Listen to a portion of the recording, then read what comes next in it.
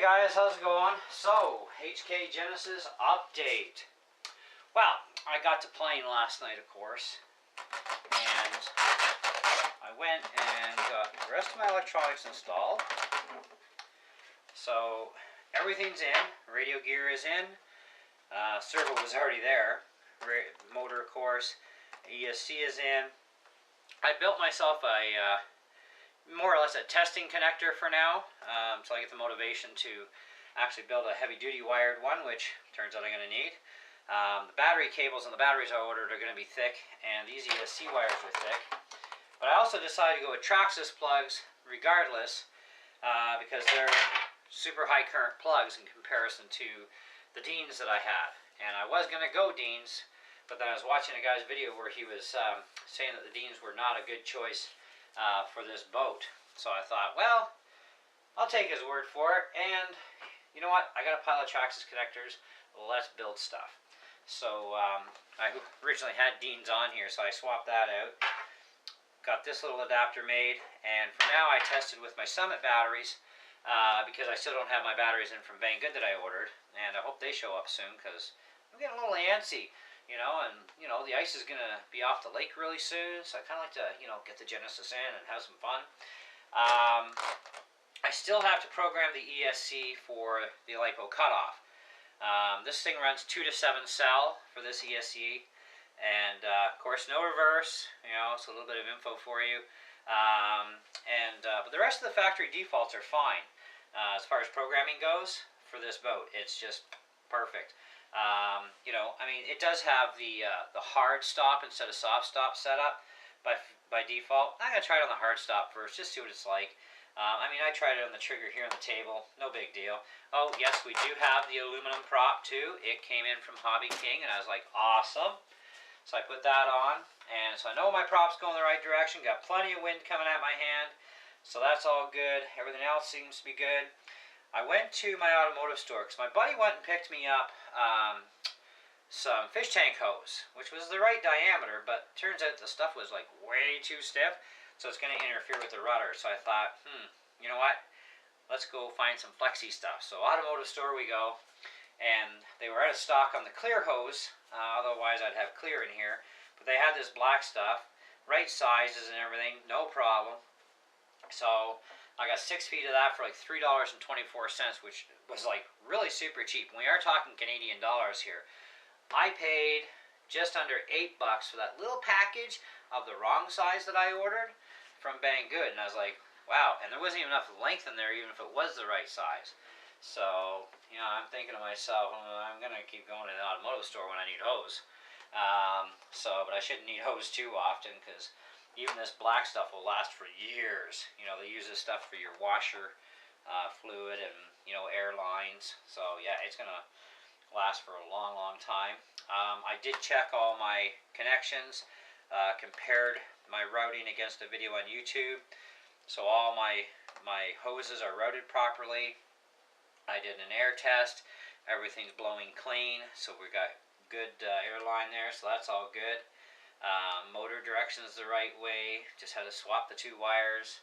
So really, there's nothing else to do other than to build a proper serial connector, set up my ESC for 4S, because you have to set it specific. I wish I'd had auto detect, but you know what, I think I paid like $33 or $36 for one of these ESCs, and I did order 2, so I've got a spare, just in case something happens to this one. And I'm 25 amps above Hobby King's minimum recommendations. They actually recommend a 100 amp ESC. Even though the motor doesn't draw anywhere near 100 amps, they want 100 amps, they say. So I figured, well, let's go a little ahead. 125, here we go. So anyway, so that's all done. The deck lid, I painted it black. It looks much nicer actually in black. It's too bad they didn't do the whole boat inside black. There was a little bit of scorching just on the surface, so I covered it actually, believe it or not, with some JB Weld. And I know some of you guys are thinking, well, you could have used fiberglass, you know. Yeah, well, you know what, whatever. I didn't have any, and I don't care, and it patches it up, and that stuff goes into the fiberglass and makes it really super strong. So, and it was just scorching on the top surface. There was no actual structural damage. I pushed on it, no damage. So that's all good to go. And I am still painting the inside eventually. I'm going to be Velcroing my batteries in place instead of using the straps, and this way I get multiple positions to set up the proper CG on this thing, for where it needs to be. So I am going to go with the Velcro thing. So I do have to pick up some Velcro yet, but otherwise the shaft has been greased. It's ready to go. Everything else is done. I gotta tell you guys, if you buy one of these things, running your antenna wire is a real pain in the neck, especially if you've already got a servo in the way, but it's a pain in the neck anyway. But I found a little trick, in case you want to know. I took some really super thin wire, and I folded tape across it and the antenna itself, and just touch the ends, and then fold the tape over, cut the little bit of excess off after you've done that, and you can feed it through. So you got to feed the wire down the pipe first and then out this way, and then you can suck it right back up, and perfect.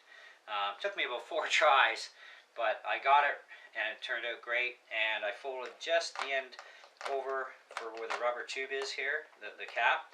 So this way there's no way my receiver can pull back out on me. So that's all good and solid. And what else?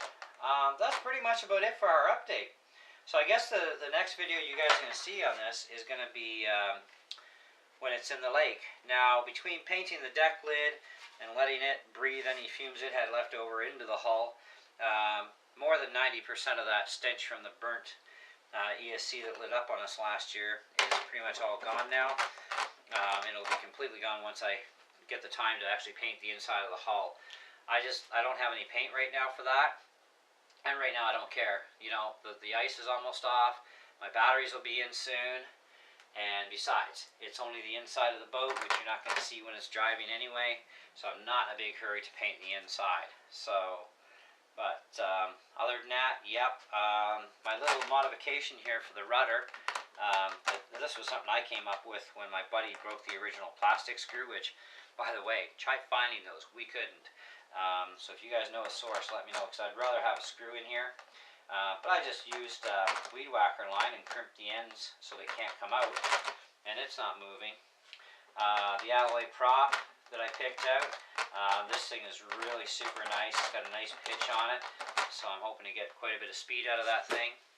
And but we'll see what happens when we get her in the lake. I still have to modify the GoPro mount so it'll accept my liquid image cam, because it's a very light cam. But because I don't have a modern day GoPro like a lot of you guys have, and nor do I have the money to spend on one, so liquid image it is. But other than that, yeah, everything's good to rock and roll. So we'll catch you in the next video, which with this thing will actually be in the lake. So till then.